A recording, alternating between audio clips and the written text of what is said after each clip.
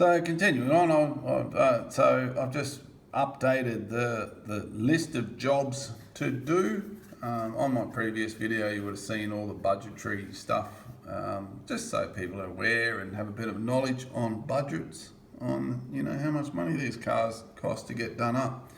That's just materials and bit of contracting work without a single hour costed for my time actually doing the physical labour on these cars. So I'm sort of guessing I could be upwards of 400 to 500 hours by the time I finish this thing. So plus basically up to 40 grand of materials by the time I finish it. So these things, they're a labour of love.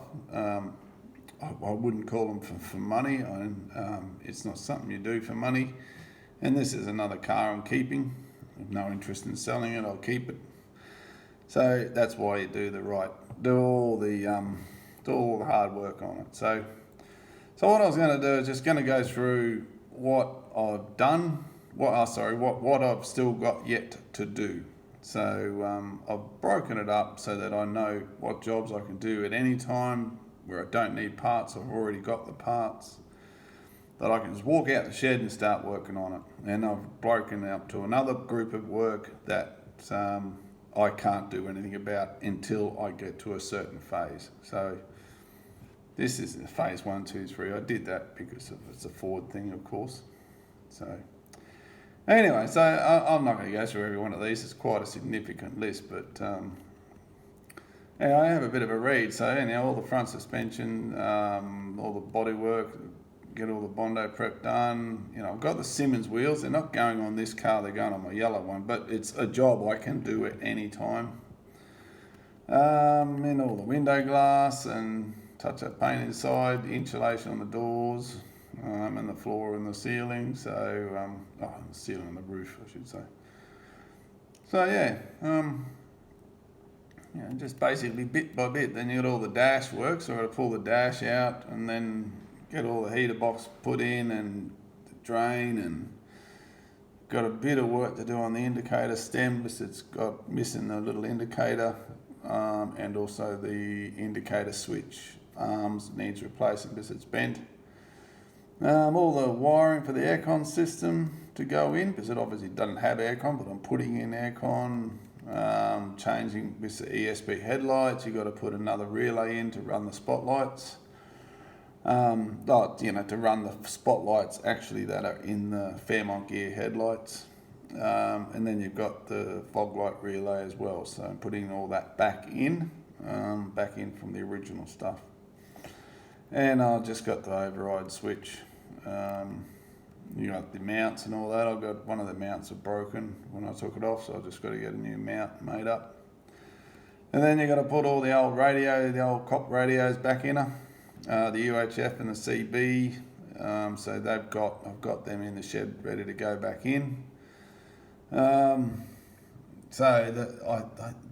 been updated, so they obviously don't work on police. Of course, they don't use any of that stuff anymore, but they still view program in the UHF. It'll talk to trucks or you can talk to business, whatever. CB is still the standard 40 channel jobby. So then you got all the speaker wiring front and back to check and make what sort of service it is. AC condenser fan wiring relay, the override switch for the condenser fan that I'll be running. Just so if I'm on a highway run, you don't end up having a fan running for no point. It's just a nuisance. Then little bits and pieces, boot wiring, interior light, fit the cruise control gear. So I've just got putting a cruise control system in it. Just one of those old vacuum jobbies. Because it's going to be a highway car and I'm going to go on cruises with it. And I just couldn't be bothered holding my foot down on the accelerator the whole time because I'm like 6'9" and I don't fit in Falcons very well. So I'm using this cruise control system to help me out a bit. So then just go through everything and vacuum lines, blah, blah, blah, refit, and then adjust the handbrake, blah, blah, blah, once it's running. So suspension, again, I don't need to go through it. So that's just it. This one's just that bit anytime. All this stuff, it has to wait until I get the parts here. Parts are taking so long to get up to Darwin at the moment. It's incredible because of all the floods down in South Australia. A lot of lost freight, a lot of damage to the roads and the railway, so freight's just a nightmare. It's taking weeks and weeks and weeks to get anything. So I need the bushing removal kit. I'm still waiting for that. I ordered that a while ago, a couple of weeks ago, and I still haven't seen it. I need that to get all those old bushings out, because they're all the old metal original ones, of course.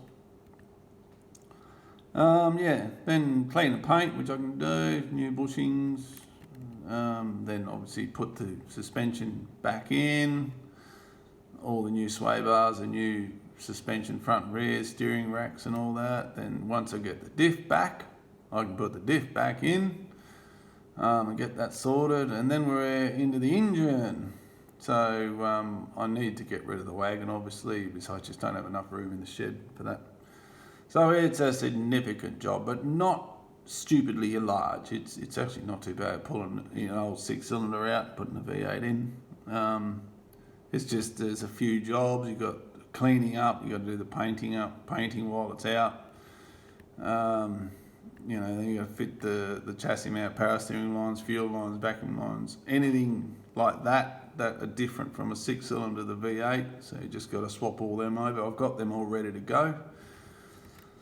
Then I have to get the FMX, they've got to get this column shifter cable kit and set that up.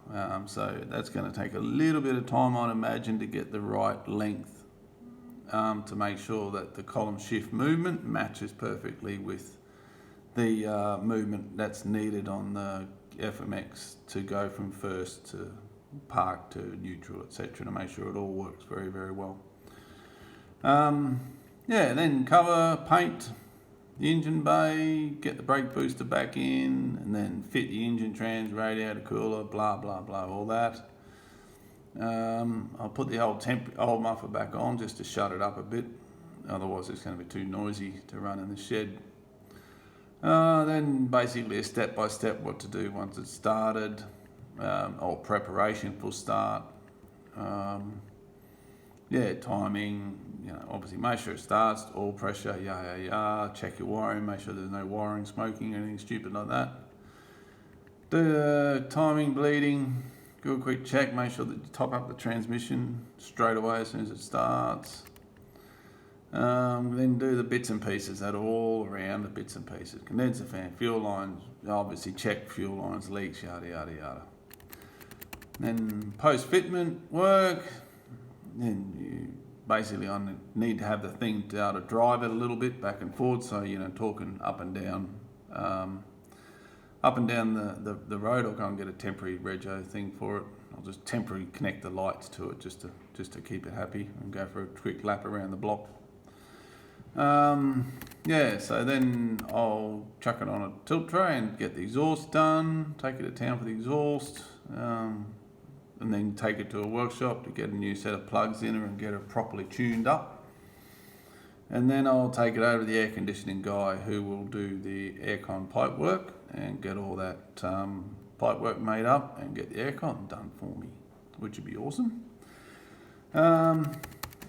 So then the prep for paint. So I'll have most of that done obviously by this stage, so I'll just make sure there's nothing inside, blah, blah, blah, get all the doors off, have everything ready to rock and roll, bonnet, boot, have it all set up, ready to go. So this is where I've got a bit of a stalemate at the moment. I can't find a person to do the painting at the moment. So but I've got a backup plan, so I've just got to spend some money on a booth and all that.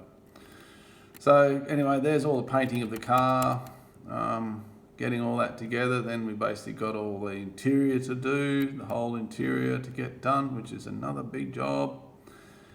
And then the final work, which is all the doors, refit everything, lights, bumpers, all the tidying up jobs, the little bits and pieces of tidy up job, get the radios in, the CBs and everything like that, and sort insurances and registration, and away we go, just like that.